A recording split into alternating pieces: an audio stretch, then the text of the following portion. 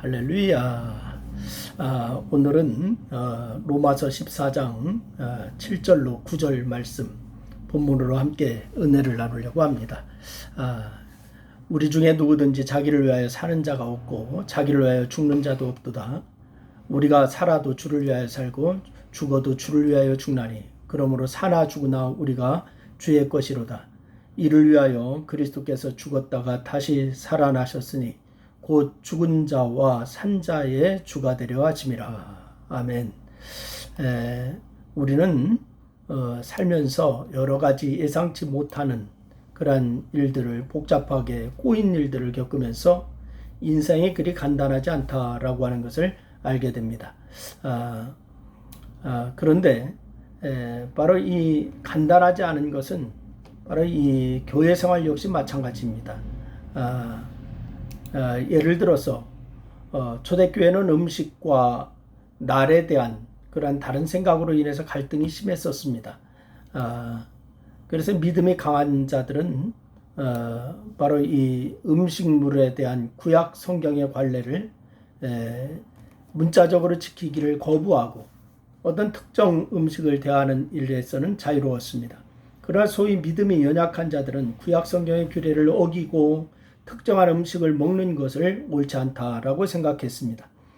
그러다 보니까 자연스럽게 바로 이 믿음이 강한 자들은 특정한 음식을 먹지 않는 자들을 업신여기게 됐고, 믿음이 약한 자들은 특정한 음식을 먹는 자들을 비판하면서 문제가 생겼습니다.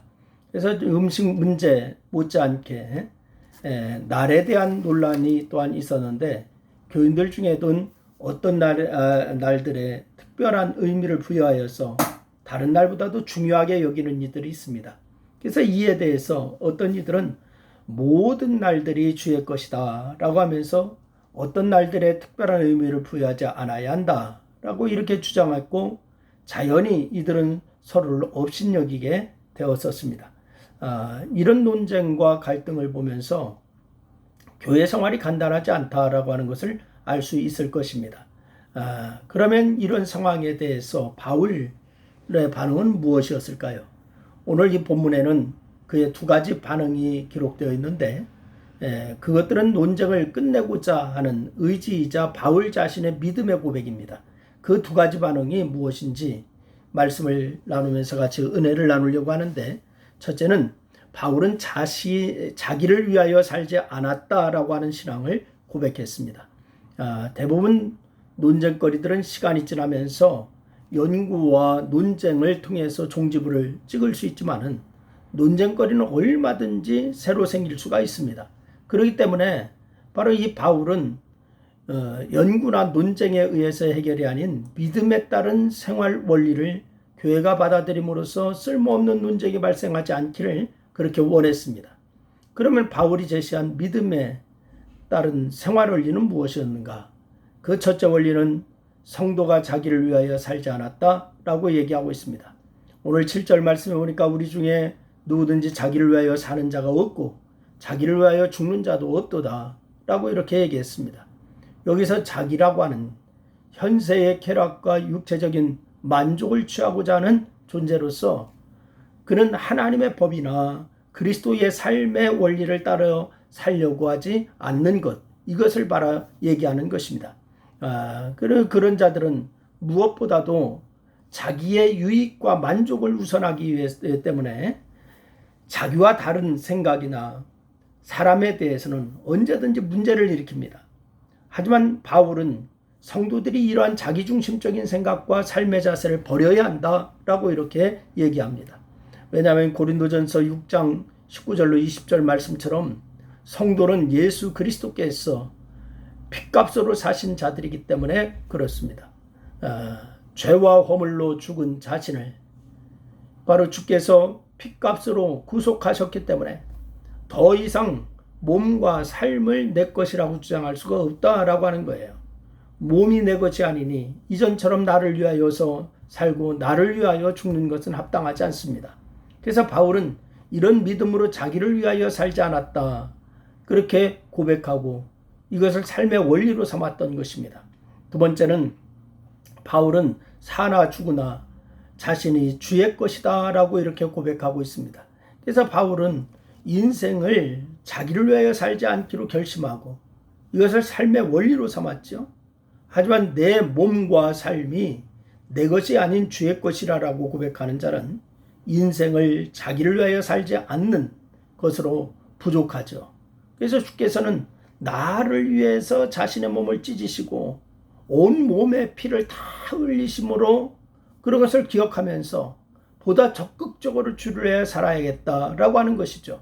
그래서 바울은 오늘 8절 말씀에서 우리가 살아도 주를 위하여 살고 죽어도 주를 위하여 죽나니 그러므로 사나 죽으나 우리는 주의 것이로다. 이렇게 고백하고 있습니다. 여기에 우리라고 하는 단어가 나왔죠. 7절에서 언급된 자기와 반대되는 존재죠. 그래서 자신이 예수 그리스도의 핏값으로 구속받은 자임을 알고 몸을 자신이 아닌 주께서 주장하게 하는 자를 우리라고 표현했어요. 바로 이렇기 때문에 바울 자신을 포함한 그 우리는 모든 일에 주께서 무엇을 원하시고 무엇을 기뻐하시는지 여기에 따라서 말하고 행동해야 되는 거예요.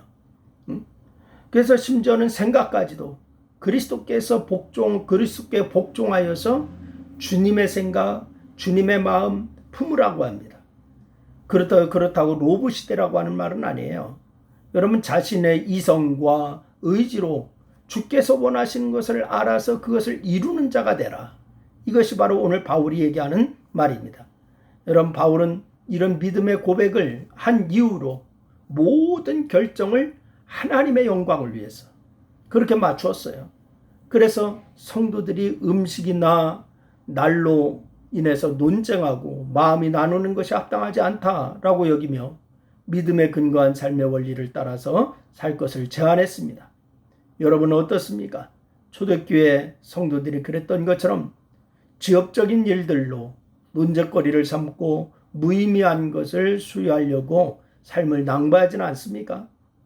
바울이 그랬던 것처럼 믿음으로 말미암은 삶의 원리를 분명히 세우고 고백하고 그렇게 살아서 주의 영광을 위해서 사는 성공적인 그리스도인들이 다 될 수 있기를 주님의 이름으로 부탁을 드립니다. 기도하겠습니다. 하나님 고맙습니다. 오늘 우리의 모든 삶이 주를 위해 사는 그러한 역사가 있게 하시고 주의 영광이라고 우리가 고백하는데 아버지 하나님 사나 죽으나 우리는 주를 위하여 사는 그러한 역사가 있게 하여 주옵소서. 예수님의 이름으로 기도했습니다. 아멘.